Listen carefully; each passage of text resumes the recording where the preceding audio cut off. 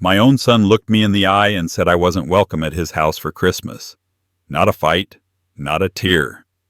Just those words, cold as December pavement. I sat there feeling years of sacrifice crumble like old plaster. Then I stood, smiled, and walked out without another sound. By the time I reached my truck, I already knew what to do. One phone call later, his mortgage, my generosity, was gone, and that, my friend, was only the beginning. Subscribe for more stories of strength, faith, and justice, and tell me in the comments where you're watching from. I can still hear the sound of gospel records spinning in the old living room, the way the vinyl crackled right before the choir hit that first hallelujah. Back then, Christmas meant something. The whole block smelled like cinnamon fried catfish and pine needles.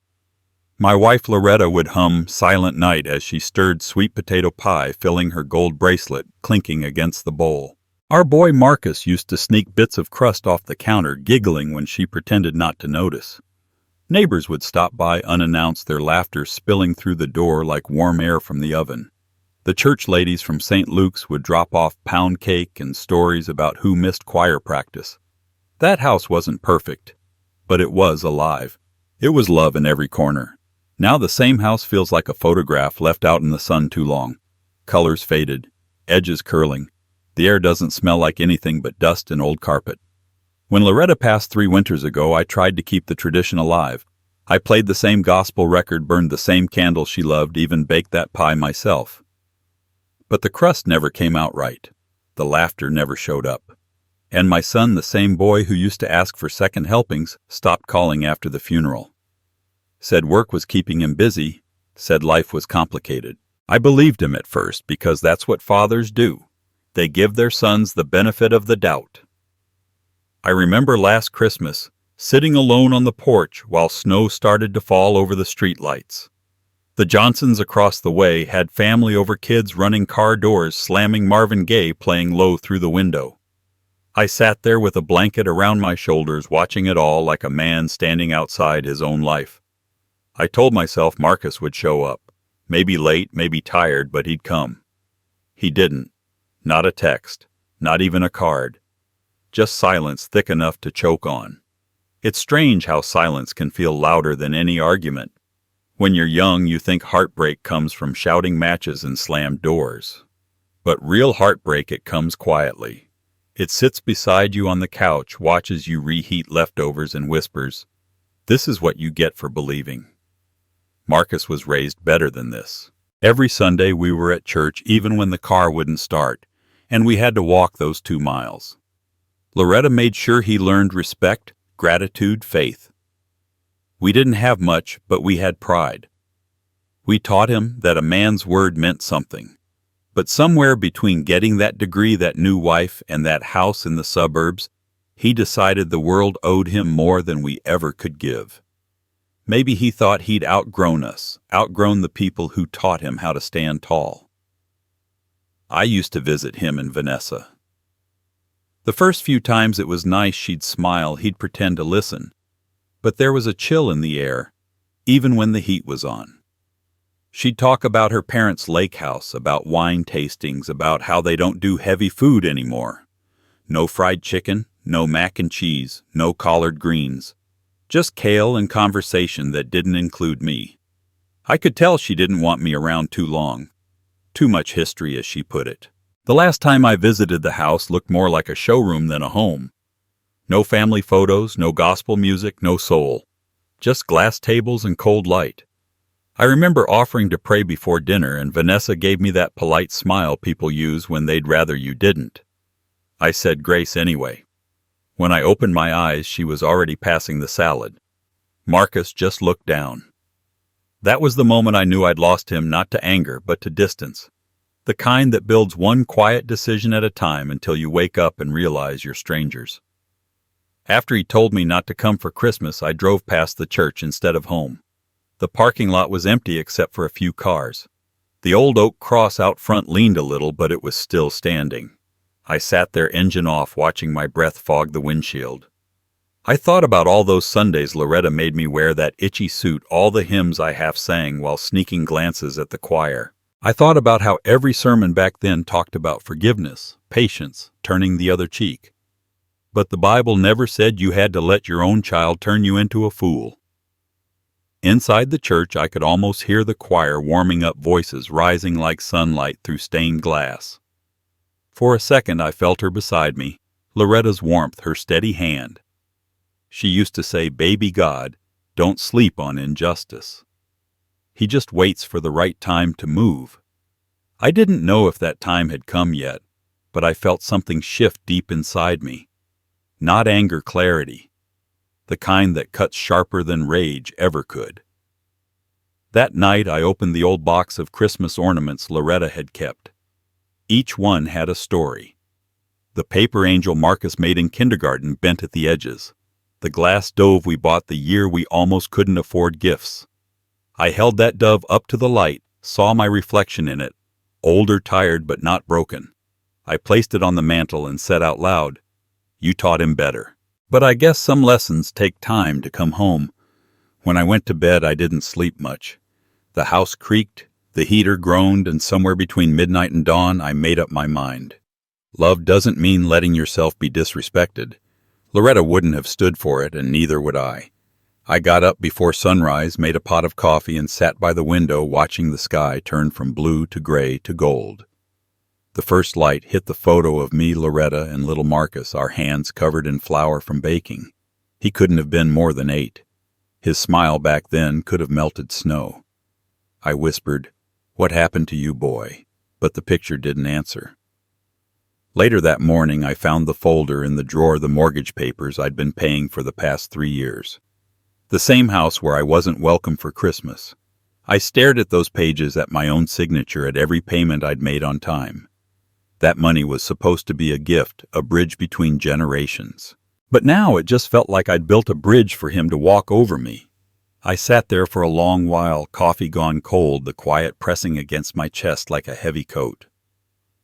Then I picked up the phone and called the bank. The woman on the other end greeted me by name, her voice bright and professional.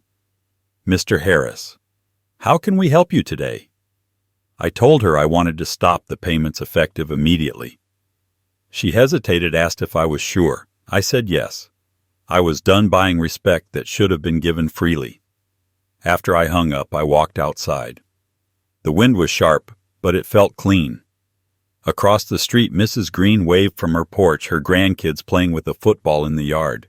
She yelled, "You all right, Pastor?" I nodded. Maybe for the first time in years, I actually was. Inside, I lit the same candle Loretta used to light before every Christmas dinner. The flame flickered like it was breathing. I looked up at her picture and whispered, "I handled it, baby." The air in the room changed lighter, somehow warmer. Maybe it was just the candle. Maybe it was something else. I poured another cup of coffee, leaned back in my chair, and smiled to myself. Christmas was still coming with or without them. And deep down, I knew this story wasn't over yet. The next part, well, that's where things get interesting. The day I drove to Marcus's house, the winter sky hung low, thick with gray clouds that looked ready to burst. The kind of sky Loretta used to say carried unfinished prayers. I parked out front and just sat there for a moment, watching the lights flicker through their front window. The house looked like it belonged in a magazine, perfect symmetry, perfect paint, perfect coldness. It wasn't the house I'd helped them buy. It was a monument to how far they thought they'd climbed. And as I stepped out of my truck, the wind carried the faint sound of Christmas music, some modern version of Jingle Bells without a hint of soul. Marcus opened the door, his face tight like he'd been expecting a bill collector.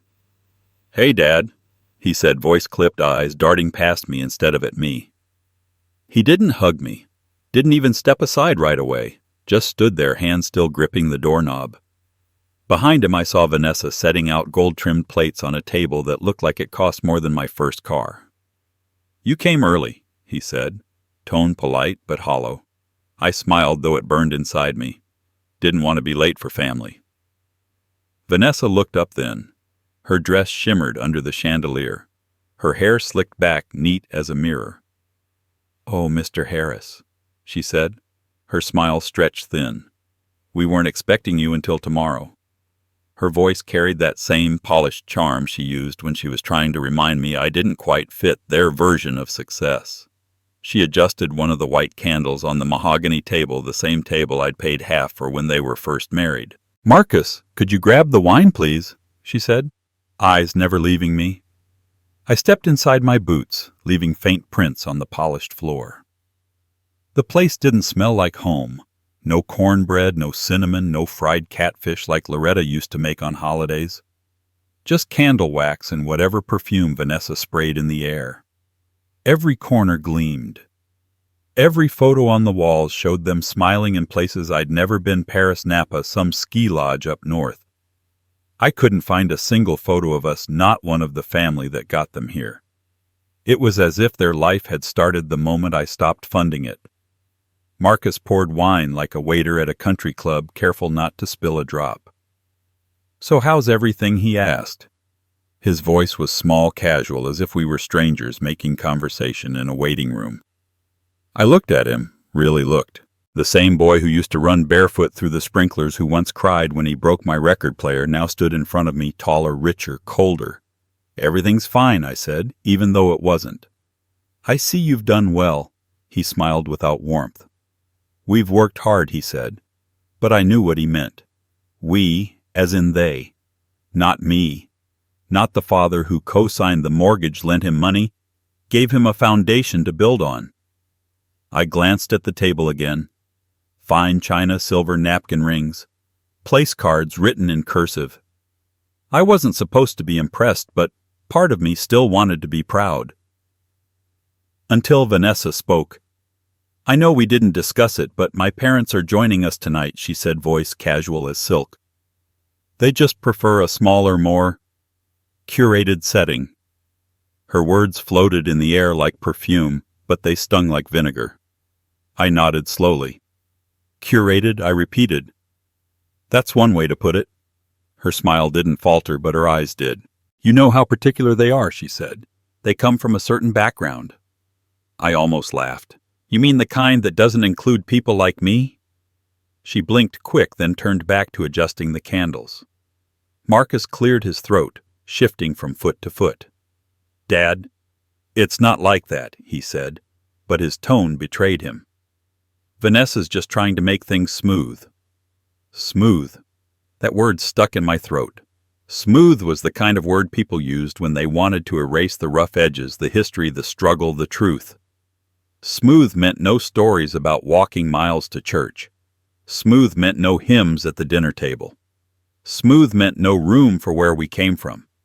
I looked around that room, every item polished and perfect, and realized something: my fingerprints were all over this house, but there wasn't a single trace of me left in it.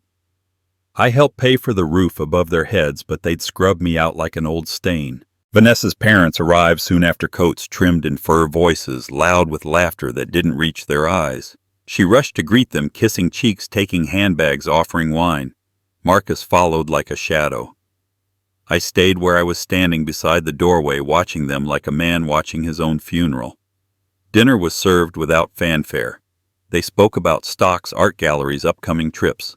Nobody asked about me, about the church, the neighborhood, the people we used to be. When I did speak, the table went quiet, polite smiles masking irritation. I mentioned the community food drive, how Mrs. Green's granddaughter got into Howard. Vanessa's father nodded vaguely, then shifted the topic back to real estate. My words sank into the tablecloth like spilled coffee, noticed but quickly wiped away. At one point, Vanessa's mother turned to me and said, "Marcus told us you used to work in construction. How fascinating. My husband once had a foreman who reminded me of you, so hard-working, so dedicated." She meant well, maybe, but her voice carried the weight of condescension. I smiled anyway.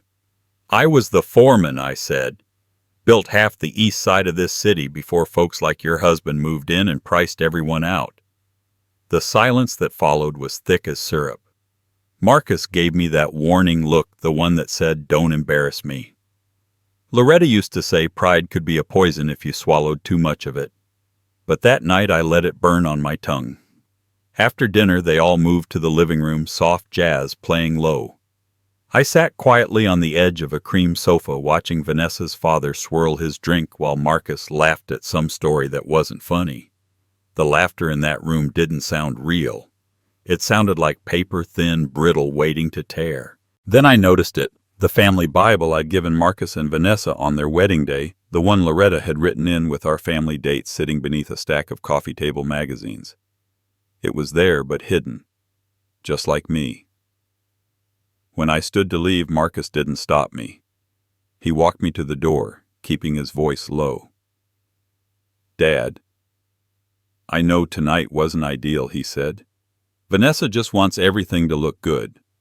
I looked at him, the boy who once told me he wanted to be like me when he grew up. "Son, I said you've built yourself a fine-looking cage. Just don't forget who bought the first piece of wood." His face tightened, and for a second I saw something flicker behind his eyes. Shame, maybe. Then it was gone. He patted my shoulder awkwardly the way you'd pat a stranger's back. "Drive safe," he said, and closed the door before I could answer. The cold hit me like a slap. I walked to my truck, the sound of their laughter still leaking through the windows. It didn't sound like family. It sounded like distance. I sat there, hands on the wheel, staring at that house, the mahogany table, the gold plates, the candles that probably cost more than the gifts I'd wrapped for them last year. And for the first time, I didn't feel old. I didn't feel sad. I felt something colder, sharper, clearer. The kind of feeling that doesn't fade with prayer or patience. The kind that grows teeth. I turned the ignition, and as the engine roared to life, I looked at that glowing house one last time. They thought they'd erase me, replace me with polish and pretense. But they were about to learn something no one ever taught them. You can't build your peace on someone else's pride. And what I planned next would make sure they never forgot that. Vanessa said it like she was discussing the weather, her voice smooth and steady, each word polished clean of meaning. "My parents just prefer things quiet, traditional." Quiet, traditional. I'd heard that tone before. It wasn't about noise. It was about me. It was about the smell of fried catfish that used to drift from my kitchen on Fridays, the gospel humming on Sunday mornings while Loretta pressed her hat before church. It was about the laughter that shook the house during spades games, the dominoes slamming like drum beats, the smell of collard greens simmering slow while neighbors came and went. That kind of noise was never chaos. It was culture. It was love wearing its Sunday best. But in Vanessa's world, love had to be curated quiet beige and approved by people who'd never seen the inside of a church on the south side of anywhere. I stared at her for a moment, the way you might stare at a painting you can't decide if you understand or hate. The chandelier light glinted off her earrings, catching on the edge of her perfect smile. She didn't even realize what she was saying, or maybe she did. Maybe she knew exactly how sharp those words were and how they sliced through me without leaving a mark on her. She turned back to the table, fixing the napkins, fussing with the silver. Marcus stood there between us, looking small somehow, like a man who'd built a life that didn't fit him anymore. I wanted to tell her about quiet. I wanted to tell her about the quiet I felt after Loretta's funeral, when the church emptied out and I sat alone in the last pew staring at the altar flowers she never got to smell. That was quiet. I wanted to tell her about the quiet when Marcus stopped calling, when his voice disappeared into a world of excuses and emails. That was quiet too. But she wouldn't understand that kind of silence, the kind that comes when love is pushed out the door and manners take its place. Quiet and traditional, I repeated slow and low, letting the words settle like dust. Vanessa smiled again, polite and hollow. "You know how it is," she said. "Some people just like things a certain way." I leaned back in my chair and nodded. "Yeah," I said. "Some people like things clean enough to forget where they came from." Her smile faltered just enough for me to notice. Marcus shot me a look, half warning, half plea. He didn't want a scene. He never did. But life has a way of turning you into a scene when people try to rewrite your story without your permission. I looked around their dining room, all glass and marble and candles. It was beautiful, I'll give her that. but it felt like a museum, the kind of place where nothing living belonged. The air smelled like lavender and money, not cornbread and butter. "Your mother's sweet potato pie recipe," Vanessa said suddenly, trying to sound casual. "I wanted to make it this year, but I couldn't find the exact measurements." She didn't write them down anywhere, did she? I could hear the effort in her tone, like she was trying to throw me a rope, but it wasn't a lifeline. It was a leash. I looked her straight in the eye. "Loretta didn't use measurements," I said. "She used memory and love. Two things you can't buy at a boutique." She laughed softly, too softly, like someone trying not to get dirty. Marcus cleared his throat again. "Dad, come on, we don't have to." "No," I said. "You don't have to. I already did." The table went quiet again, the kind of quiet she liked. Her parents' laughter echoed faintly from the next room. The sound was brittle, like champagne flutes clinking together too hard. I could almost picture them sitting on velvet chairs, judging everything down to the way I held my fork. Vanessa glanced toward them nervously, then back at me. "Please, let's just keep tonight peaceful," she whispered. Peaceful. Another word for silent. Another way to say invisible. I took a slow sip of water, watching the reflection of the chandelier ripple in the glass. "You know, I said your mother used to love how loud our house got. Said it sounded like life itself. Laughter, arguments, music all mixed together. That's what love sounded like." Vanessa didn't answer. She folded her napkin, unfolded it, folded it again. The silence stretched long enough to make the walls hum. When dinner ended, I stood up to help clear the plates. Vanessa stopped me gently. "Oh no, Mr. Harris, please just relax. We have people for that." She said it with a smile, but something inside me cracked at those words. We have people for that. I wasn't one of them anymore. Not family, not helper, just something extra. A piece of history too rough for display. I looked at Marcus, but he kept his eyes on the floor. I realized then that this wasn't just Vanessa's doing. It was both of them. Two people who'd climbed their way into a different world and decided to cut the rope that got them there. I walked toward the doorway that led to the living room. On the wall beside it hung a painting of some pale countryside, soft greens and creams, not a hint of color that spoke of who we were. I thought about the paintings Loretta used to hang in our house. Bold strokes, bright blues, faces full of soul and light. We lived with color, noise, spirit. This house had none. When I passed Vanessa's parents, her mother gave me a smile so tight it could have cracked glass. "Lovely evening," she said. "You must be very proud of them." I looked at her, really looked, and said, "Pride's a funny thing. Depends on what it costs." I grabbed my coat from the rack, heavy wool brushing against my wrist like an old friend. Vanessa hurried over, lowering her voice. "Please don't leave like this. It's Christmas." I looked around again at the perfect tree, the white lights, the golden ornaments that looked like they'd never been touched. It wasn't Christmas. It was a photograph pretending to be Christmas. Marcus followed me outside, trying to find words. "Dad, I know it's different here. Vanessa she wants things right." I turned to him, the cold air biting through my coat. "Son, there's right, and then there's righteous. What you're doing here, it's neither." His face fell, and for a moment I thought he might apologize. But instead he said, "I can't keep everyone happy." I smiled, bitter and soft. "You sure seem to be trying, just not the ones who raised you."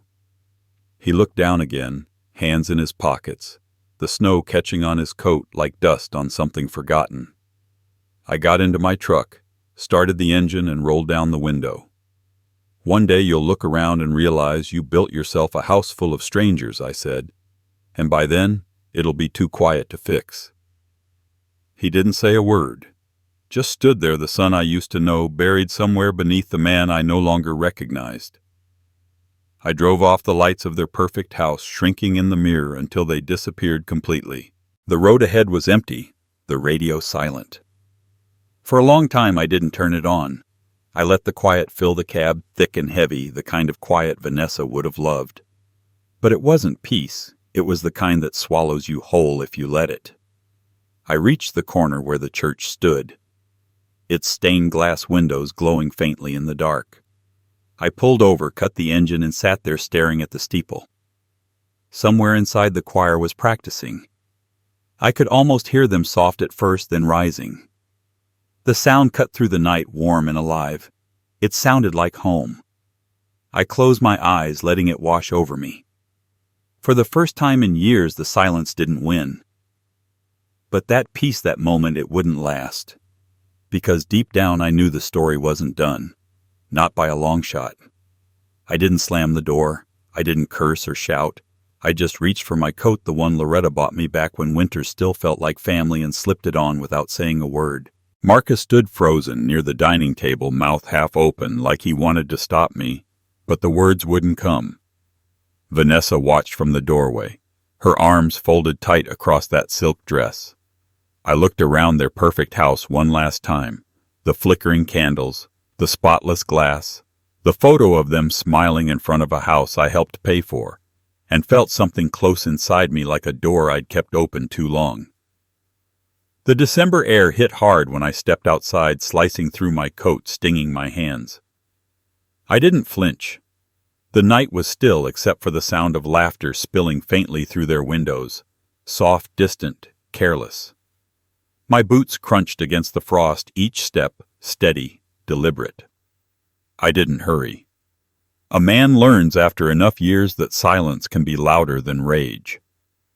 The truck sat where I left it, old and reliable, a little rust along the doors, but still running strong. I ran my hand along the hood, cold metal biting my palm.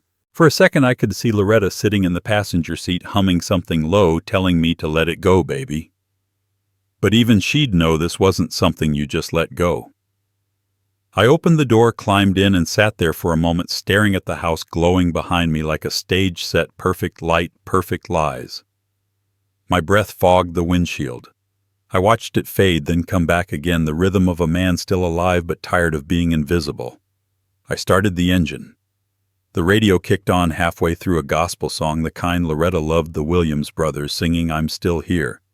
I turned it down low. Didn't need the lyrics tonight. I was living them. As I pulled away from the curb, I saw my reflection in the rearview mirror. My face looked older than I remembered, lined, sure but not weak, just weathered. The kind of face that had worked double shifts and kept the lights on. The kind of face that had raised a son from nothing. I thought about Marcus standing there in that polished kitchen, too proud to look me in the eye, too scared to speak the truth. That boy didn't just forget his roots. He buried them. And maybe, just maybe, it was time I stopped watering dead soil. The streets were quiet, slick with thin ice that caught the glow from passing headlights. Christmas decorations blinked from porches, plastic Santa's wreaths, white lights strung around fences. I passed by them all, one small town after another, each one wrapped up in someone else's peace. My hands tightened on the wheel. Peace. It wasn't free. It never had been. At a red light, I saw an old man standing outside a liquor store, wrapped in a blanket, humming to himself. His cart rattled beside him, filled with empty cans and a small plastic angel sitting on top. He looked up when my headlights washed over him and smiled a toothless, weary grin. I nodded back, and for a second I saw my own reflection in his eyes.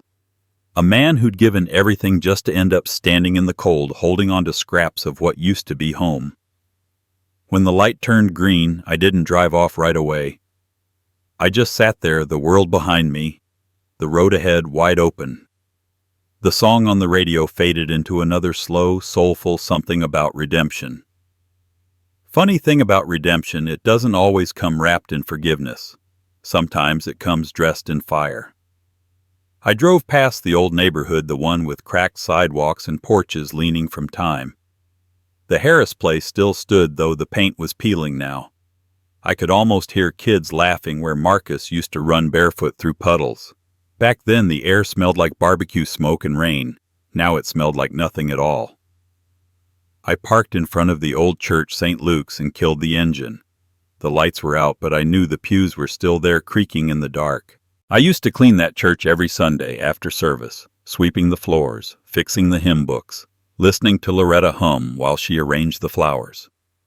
I sat there staring at the doors, the wooden cross above them black against the moonlight. I wanted to pray, but the words didn't come easy anymore. Not the kind of prayer you say out loud anyway.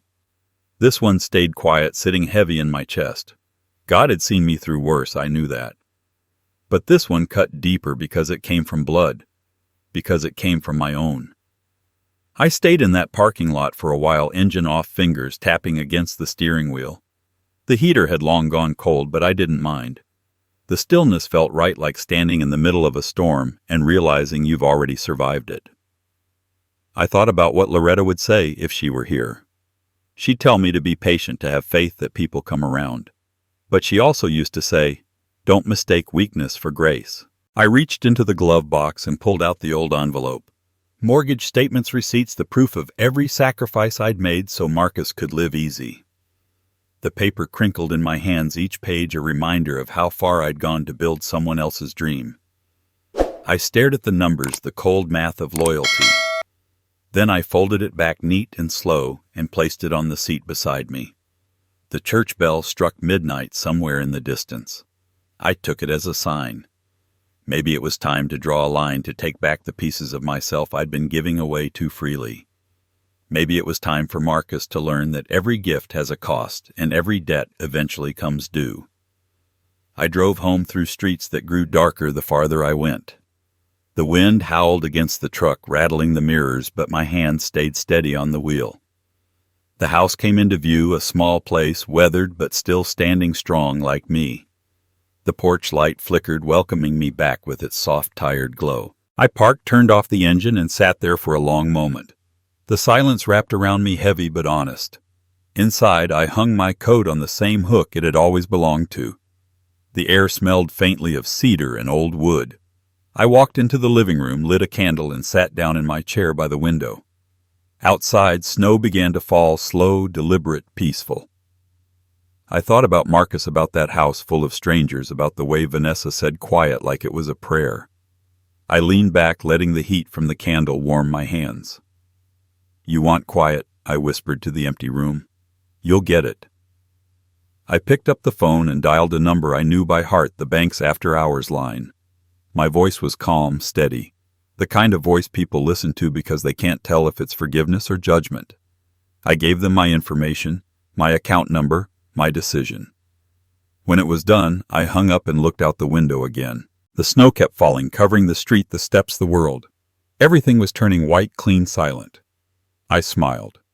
It was the kind of silence even Vanessa would approve of. But mine had teeth. And come morning, when the calls started coming, when Marcus realized what I'd done, that silence would break like thunder. Because what comes next, well, that's when the real storm begins. The highway stretched long and dark ahead of me, the kind of road that makes you start counting regrets instead of miles. My hands sat heavy on the steering wheel, knuckles pale from the cold. Streetlights flickered past like memories, short flashes of everything I'd built and everything I'd lost. I drove slow, not because I had anywhere to be, but because the quiet gave me space to think. Each block I passed felt like a ghost town of my own, making a reminder of men like me who built neighborhoods they could never afford to live in. I passed the old construction site off 9th Street where I'd worked 2 summers straight pouring concrete until my hands bled through the gloves. That building still stood, tall lights glowing behind the windows I'd once helped install. Back then, I used to look at those lights and feel pride. Tonight they felt like accusation, proof that I'd spent a lifetime building comfort for everyone but myself. I remembered the men I used to work with. Men who started their days before sunrise eating sandwiches in their trucks because they didn't have time for breakfast. Men who prayed before payday that the boss wouldn't short their hours. Men who came home smelling like dust and diesel, too tired to talk, too proud to complain. We worked, we saved, we paid our bills, we did what we were supposed to. And somewhere along the way, we got forgotten by the people we raised, by the world we built, by the children who thought struggle was something you could scroll past. I pulled up to a red light near the old corner store and caught my reflection in the window. My eyes looked tired but not weak. Just used up in all the right places. That's what work does. It carves you down until what's left is bone and stubbornness. I used to tell Marcus that nothing good in life came easy. He'd nod back then when he still believed me before the world convinced him that ease was the prize and hard work was the tax. When he wanted to buy his first house, I remember how his voice shook on the phone. "Dad, I can't get approved," he said, almost whispering, embarrassed. I could hear the defeat in him before the sentence ended. I didn't even think twice. I told him I'd refinance my own place. Loretta was still alive then, sitting at the kitchen table in her robe, looking at me like she already knew what I was about to do.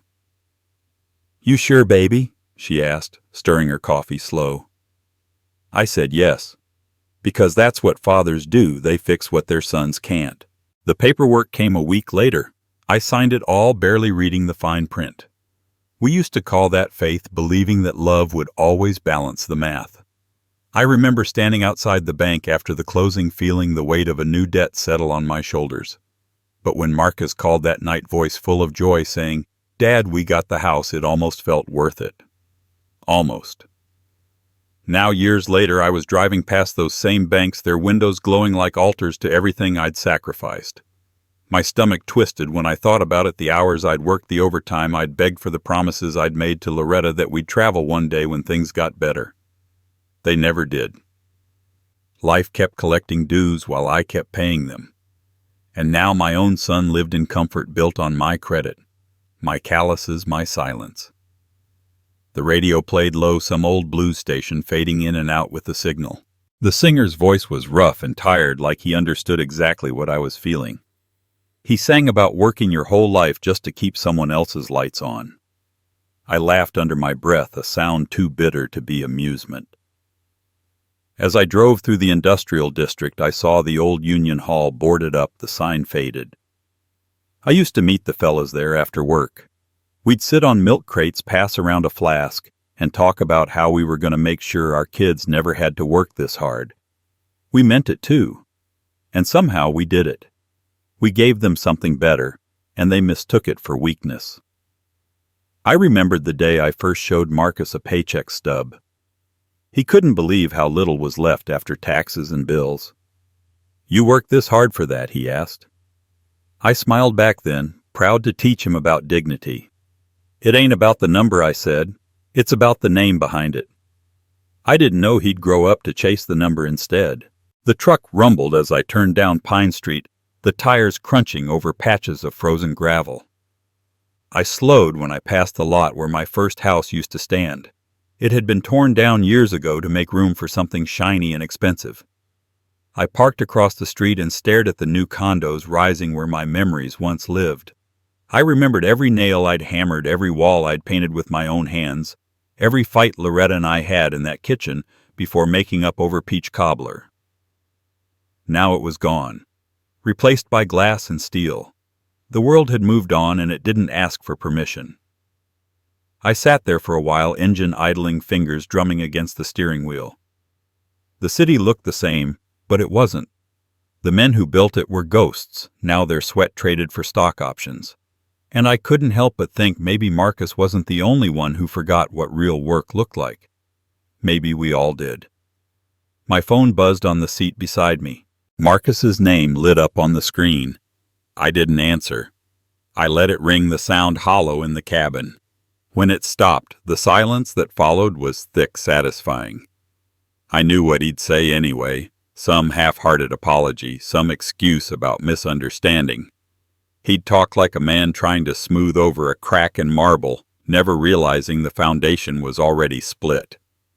I started the truck again, pulling away from the curb. The air outside grew darker, colder.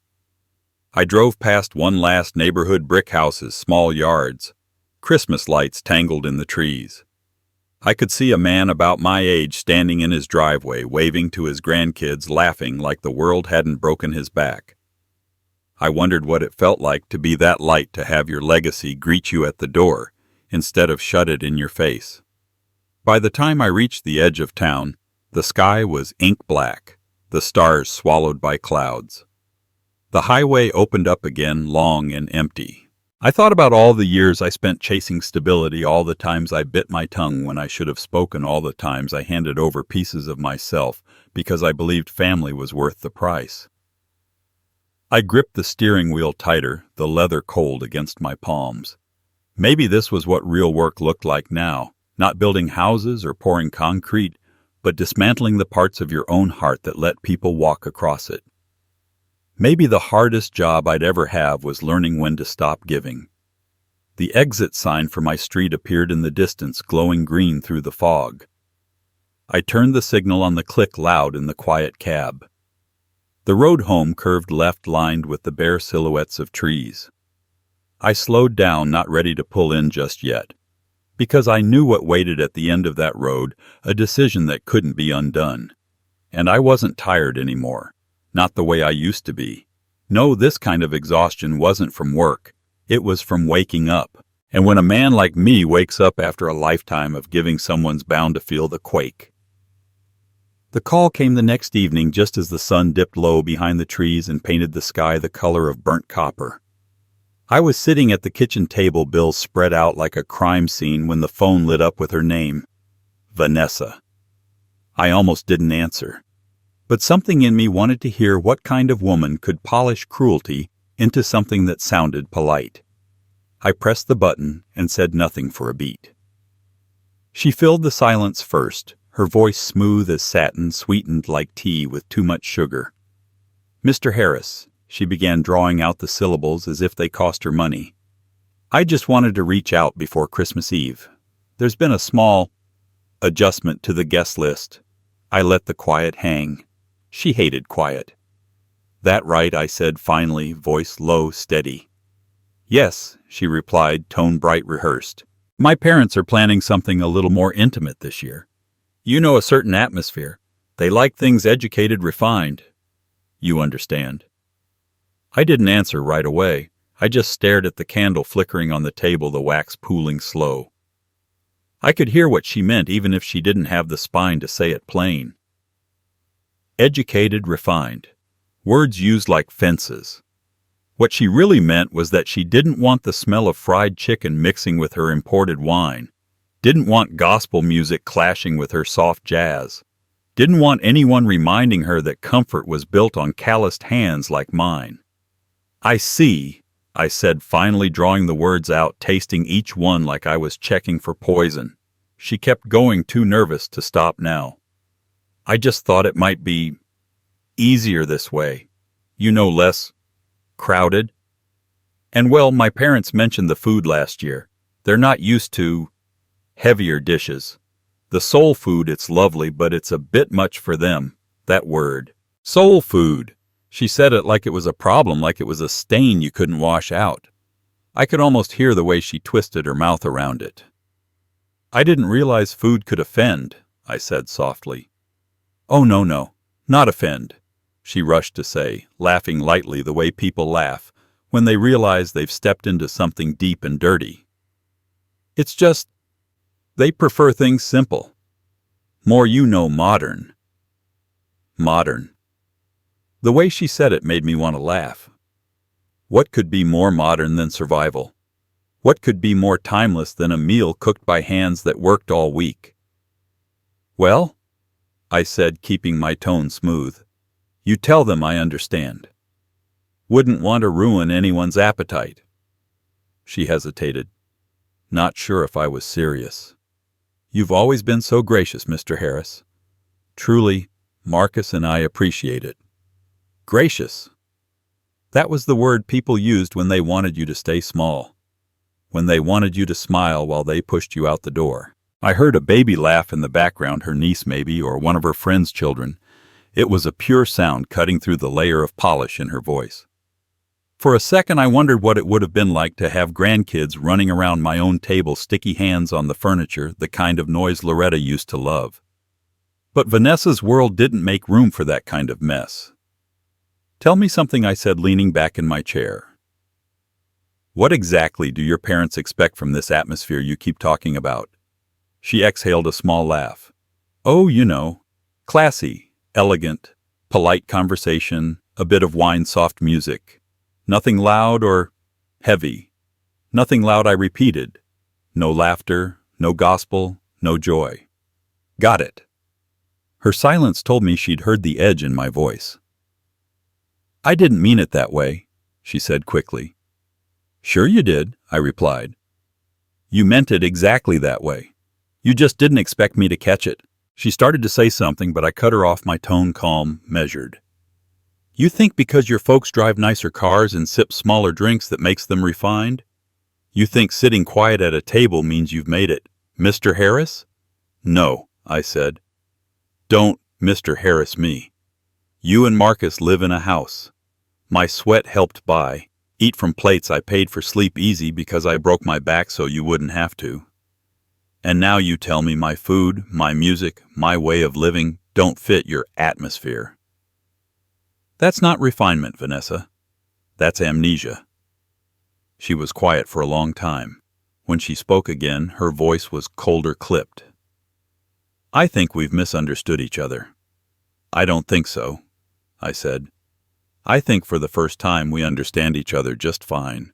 I could hear her breathing on the other end, quick, shallow. The sugar had drained from her tone. Marcus doesn't need this kind of tension before the holidays, she said. He's under a lot of pressure right now. Please don't make this harder than it has to be. I almost laughed, then quiet, humorless. Harder? You don't know hard, sweetheart. You were born after hard got paved over and sold as progress. Her voice cracked slightly when she spoke again. I'm sorry you feel that way. That phrase, the ultimate dodge, the apology that isn't. I smiled into the phone. I don't feel that way, I said. I know that way. She didn't have a reply for that. Just a small, uncertain breath. Then she said, Well, Merry Christmas. Mr. Harrison hung up. I sat there, phone still in my hand. The line dead. The house was quiet, except for the hum of the refrigerator and the faint whistle of wind through the windows. I stared at the phone like it was some kind of relic, proof of how polite cruelty can sound when it's dressed in manners. On the table, my coffee had gone cold. I picked it up anyway, took a sip. Bitter. Perfect. I let the taste sit on my tongue, heavy and dark. Outside, the streetlights buzzed faintly, and somewhere down the block a kid's laughter echoed against the houses. That sound, raw, real, cut through me. It reminded me that not everything was lost. Not yet. I leaned back in my chair, my mind already moving. Her words had settled into me like grit under the skin, small but sharp, impossible to ignore. Educated, refined, modern. Words that meant clean hands built on dirty work. Words that meant you can come this far but not inside. I set the mug down slow, the ceramic clinking against the table. The sound was small, but final. They wanted quiet, I could give them quiet. They wanted refinement. I could teach them the cost of that too. Because no matter how fancy the table, no matter how polished the candles or folded the napkins, you can't scrub the truth off money that was earned with someone else's sweat. And the next time that phone rang, it wouldn't be Vanessa on the line. It would be me reminding them both that the price of pretending always comes due. I didn't raise my voice, but something inside me stood taller when I spoke. That soul food you're talking down on, it kept y'all full when times were hard. My words came out steady, not loud, not broken, just heavy with truth. The kind of truth that makes the air change shape. I could almost hear Loretta's voice behind me, low and firm, reminding me that sometimes a whisper carries farther than a shout. Vanessa went quiet. On the other end of the line, I could hear her swallow a small sound, but sharp as a pin. I leaned forward, elbows on the table, staring out the window at the empty street. The streetlight flickered, glowing against the frost. When Marcus lost his first job, I said, and you two were living on takeout and nerves, who brought over chicken and greens so you wouldn't have to stretch $1 till it screamed? When your car broke down, who gave you the truck keys? Told you don't worry about gas? When the bills stacked up, who co-signed that house loan? My voice stayed calm, but the edge in it could have cut through glass. You talk about refinement, but don't forget refinement doesn't feed you. Work does. People do. Vanessa tried to breathe out a small laugh, the kind meant to sound unbothered but cracked halfway through. "Mr. Harris, you're misunderstanding me. I didn't mean you meant every word I said. You just didn't expect to be called on it." The silence stretched. I could picture her standing in that spotless kitchen, one manicured hand clutching the counter, eyes darting toward the other room to make sure Marcus wasn't listening. He probably wasn't. My son had learned to tune out the sound of his own father when it didn't fit the world he built. "You think my food's too heavy?" I went on. "That's flavor. That's struggle turned into joy. My mother used to cook with one hand on the Bible and the other on the skillet. Every grain of salt meant something. Every drop of grease carried a story.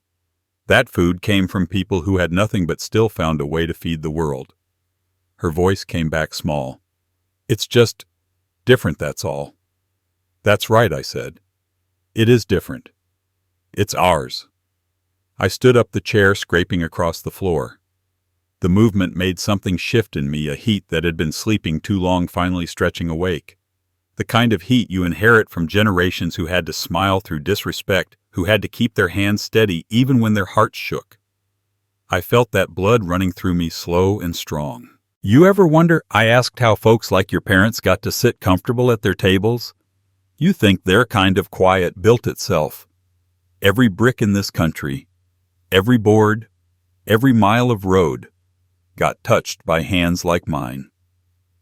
Men and women who worked, who prayed, who buried their pride so their kids could eat. Now here you are turning your nose up at the same kitchen that raised you." "Mr. Harris, please, I'm not angry," I said. "I'm just awake."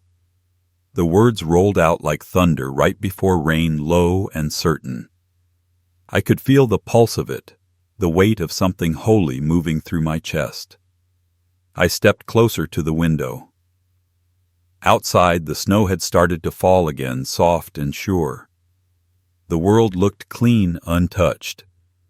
For a moment I imagined Loretta there, standing beside me, that gentle smile tugging at her lips. "You did right," she'd say. "You didn't stoop." I took a breath, steadying myself. "You ever think about where you come from, Vanessa? About the people before you? The ones who couldn't speak like you, live like you, marry who they wanted. You're living off their prayers. Don't you ever forget that." Her voice trembled now.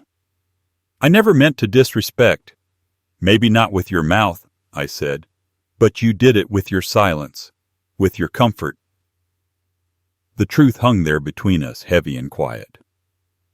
She didn't reply.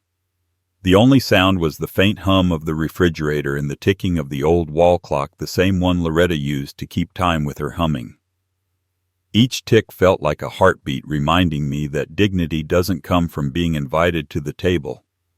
It comes from knowing you don't need the chair. Finally, Vanessa spoke, voice small but clear. "I'll tell Marcus you called." "No need," I said. "He knows what I'd say." When the line went dead, I stood there, the silence ringing like a hymn. My hands were still, but my chest felt full of something fierce, something unbroken. I walked over to the counter and picked up the photo of Marcus as a boy. His face, all light and promise, smiled back at me. I traced the edge of the frame with my thumb. "I raised you to know better," I whispered, "but I guess you'll have to learn the hard way." I placed the photo down, turned off the kitchen light, and sat back in my chair. The glow from the street lamps spilled through the blinds, striping the walls in gold. I thought about my father, about how he used to say, "A man's strength ain't in his fists, it's in his stillness." I finally understood what he meant. The phone buzzed again. I didn't answer. I didn't need to. I'd said my piece. Outside, the snow was piling higher, swallowing the footprints from earlier. Somewhere far off, I could hear a train whistle cut through the night, long and mournful but free. That sound settled something deep inside me. For the first time in a long while, I felt light. I got up, went to the window, and watched the flakes drift down under the streetlight. I thought about the meal I'd cook tomorrow, catfish, collards, cornbread. For me, for Loretta, for every person who ever made something out of nothing and dared to call it enough. My dignity wasn't up for debate, not anymore. It was born in the heat of kitchens like mine, raised on hymns and tempered by silence. And though the world outside was cold, I felt warm in my bones, steady in my skin. Because this wasn't the end of the story, not by a long shot. The folder sat there on the table like a wound I'd been pretending not to see. Manila edges, frayed corners, bent coffee stain right over the word mortgage. It had been there for weeks, maybe months. I kept telling myself I'd get to it, but the truth was, I didn't want to. Because deep down I already knew what it would show. I pulled it closer, slow and careful, like I was opening a casket. The papers slid out in a neat stack, crisp white lies wrapped in corporate language. Interest rates, payment schedules, signatures, mine all over them. My handwriting, my name stamped again and again beneath promises I made so my son wouldn't have to struggle. So he could sit in that house with his polished wife and her polished parents sipping their refined wine under a roof my labor paid for. I flipped through the pages until I hit the numbers that mattered. That balance. That damn balance. My chest tightened. I'd been covering their safety net every month while living on peanut butter sandwiches and canned soup. There were weeks I stretched $20 like it was elastic just to keep up the illusion that they were thriving on their own. I had let myself become invisible, not out of weakness, but out of love. The kind of love that fools you into thinking sacrifice equals respect. The refrigerator hummed behind me, steady and cold. I stared at the stack of bills beside the folder, electric, gas, car insurance, all due, all waiting. I reached for the small jar of coins I kept on the counter, the one I'd been feeding since Loretta passed. Pennies, nickels, dimes, all the quiet currency of survival. The jar was half full, and suddenly I saw my life in it, years of giving until there was nothing left to give, still convincing myself that was holy work. I leaned back in the chair, my eyes tracing the cracks in the ceiling. I could almost hear my mother's voice again, soft measured, carrying that deep Mississippi rhythm. She used to pray every night before bed, no matter how tired she was. Lord, give me strength not to break, but to rise. She said it when the bills came. She said it when Daddy left. She said it when the world told her she was too much, too loud, too proud. And every time she rose. So I whispered it now, the same words, letting them roll through the room like smoke. Lord, give me strength not to break, but to rise. My voice cracked a little on the last word, but it wasn't from sadness. It was release. I felt something shift inside me, slow like the turning of soil before spring. That prayer didn't sound like surrender anymore. It sounded like clarity. I looked back down at the papers, those neat little lines dividing my worth into columns. And it hit me how much power I'd been giving away, how I'd let guilt and love convince me to pay rent on my own dignity. I'd been keeping their comfort alive while mine sat in the dark. They'd been living off the echo of my work, smiling for pictures while I counted coins. It wasn't anger that filled me then. It was something deeper, quieter, sharper. A knowing. The kind that doesn't need to shout because it's already decided. I stood up, walked to the window and looked out at the street. The snow had started again, slow and heavy, blanketing the world in silence. The kind of silence that makes everything look clean, even the things that aren't. My breath fogged the glass as I stared at my reflection. I saw the lines on my face, the gray in my beard, the tiredness around my eyes, but I also saw the man underneath it all. The man who built homes for other people's families. The man who stood beside his wife in every storm. The man who taught his son to be proud even if that lesson never stuck. I turned back to the table and gathered the papers neatly. Every page felt lighter, now that I'd stopped pretending they were sacred. They were just contracts, numbers on paper. But dignity, that was written somewhere deeper. I went to the kitchen drawer, the one that still smelled faintly of cedar, and pulled out a pen. It clicked open with a sharp sound that seemed to split the quiet. I took the last page, the one with the automatic payment authorization, and drew a single line straight through my signature. Clean. Final. The sound of ink against paper was louder than thunder. I stood there a moment, pen still in hand, heart steady. For years I'd believed being a good father meant saying yes. Tonight I learned it meant knowing when to say no. The phone sat on the counter. I picked it up, scrolled to Marcus's name, and stared at it. My thumb hovered over the call button. Not to argue, not to explain. Just to let him know that the season of taking without thanks was over. But I didn't press it, not yet. The time would come, and when it did, my silence would say more than words ever could. I set the phone back down and walked to the stove. The coffee pot from earlier still sat there half full and cold. I poured some into a mug, reheated it, and leaned against the counter as the steam rose. The scent filled the air, bitter, strong, honest. Loretta used to say that bitterness wasn't a bad thing. Means you've tasted life. She'd laugh, and you're still standing. I smiled at the memory. She was right. I wasn't broken. I was awake. Outside, a car drove past, headlights sweeping across the walls, catching the framed photos, Loretta in her Sunday hat, Marcus as a boy holding a baseball bat, too big for his hands. I looked at that photo and felt both pride and distance. He'd grown into a man I barely recognized, but the little boy in that picture, the one with scraped knees and a smile that came easy, he was still somewhere inside him. Maybe this would be what brought him back to himself. I took another sip of coffee, the heat cutting through the chill. My mind was calm, my pulse steady. No more begging for understanding. No more quiet suffering dressed as patience. I went to the living room, sat down in my chair, and opened the Bible sitting on the end table. The pages fell open to Psalms like they always did. He restores my soul, it said. I let out a breath that felt like the first one I'd taken in years. The folder still lay open on the kitchen table, the papers spread out like a confession. But it didn't look like failure anymore. It looked like closure. I reached for the lamp and turned it off. The room fell into a soft half-light, warm and honest. Somewhere outside, the snow was falling thicker, swallowing sound, cleansing everything it touched. Lord, I whispered one last time, thank you for teaching me the difference between breaking and rising. And in that stillness, I felt something move, quiet, powerful, certain. A man reclaiming the ground beneath his own feet. Tomorrow, I'd make that call. Not out of anger, out of truth. And after that, well, that's where the real story begins. The next morning came quiet, the kind of quiet that carries a decision inside it. The sun was barely up, casting long strips of light across the floor, turning the dust in the air into something almost holy. I sat at the kitchen table again, the same spot where I'd counted bills, prayed over worries, swallowed pride like medicine. The folder was still there open, its papers spread like bones waiting to be buried. I reached for the phone. My fingers didn't shake. Not this time.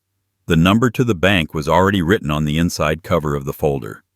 I'd stared at it enough nights to know it by heart. When the line picked up, the voice on the other end was polite, bright, too cheerful for what I was about to do. Good morning, Mr. Harris. How can I help you today? I looked at the sunlight, catching the edge of Loretta's photo on the counter. Her smile, eternal and knowing, met my eyes. Yes, ma'am, I said, calm and clear. I need to stop a payment.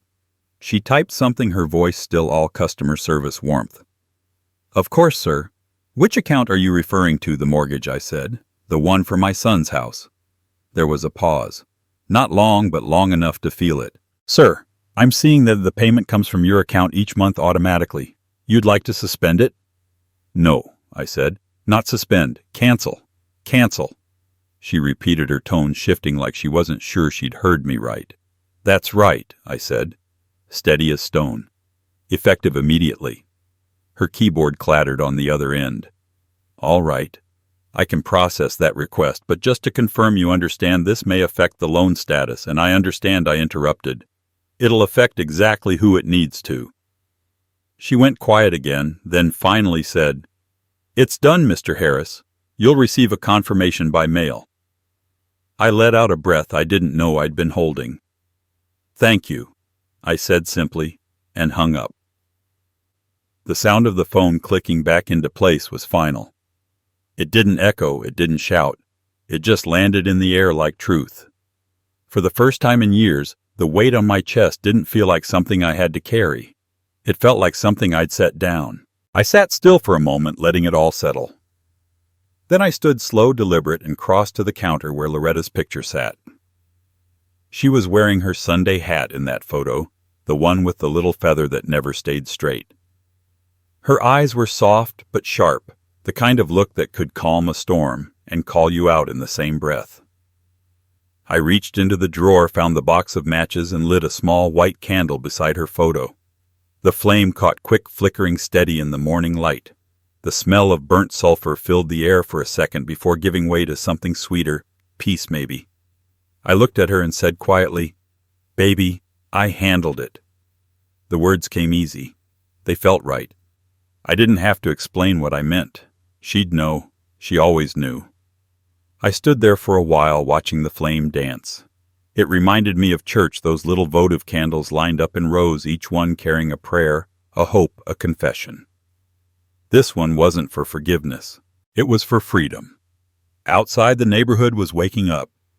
I could hear car doors slamming, a radio playing some old Nat King Cole song, the faint laughter of kids dragging sleds through the snow.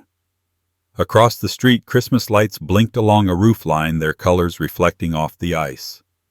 They shimmered like redemption itself, proof that even cold things could shine if the light hit them right.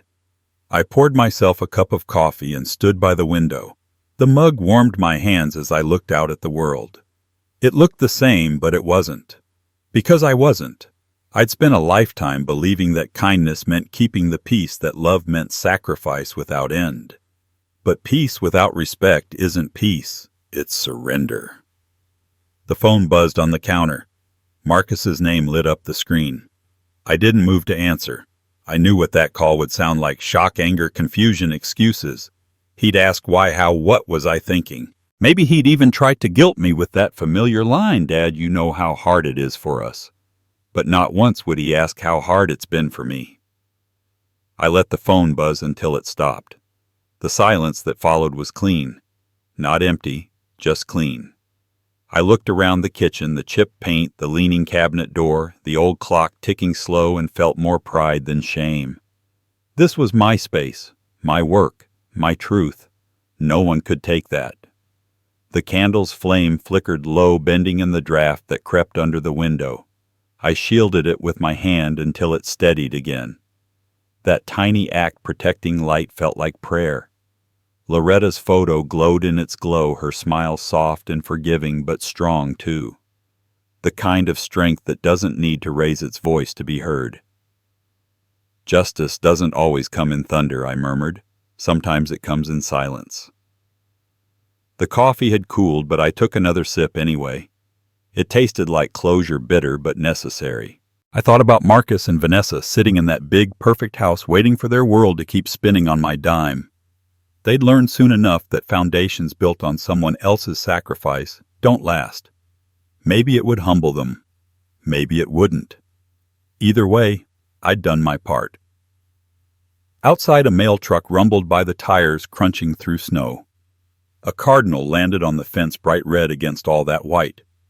It looked like a small piece of fire refusing to be swallowed by the cold. I smiled. Loretta would have called that a sign. I turned back to her photo, lowered my voice, and said, "You'd be proud of me, Lo." I didn't curse, didn't shout. I just stood up straight. And that was the truth. I hadn't burned bridges. I'd just stopped carrying them. The candle burned steady now, its flame thin and sure. I watched it for a long while until the wax began to drip down the side and pool at the base. That's when I knew I didn't need to stay in that kitchen anymore. The decision was done. The piece had landed. I walked to the door, grabbed my coat, and stepped outside. The cold hit me full in the face, but it didn't sting, it woke me up. The air smelled like pine and chimney smoke, like the kind of winter you earn. Down the street, the church bells started ringing. Not loud, just enough. Each note rolled through the air like grace itself. I stood there listening, hands in my pockets, the candlelight still glowing faintly in the window behind me. Maybe this was what justice looked like. Not revenge, not punishment, but balance restored. I hadn't destroyed anything.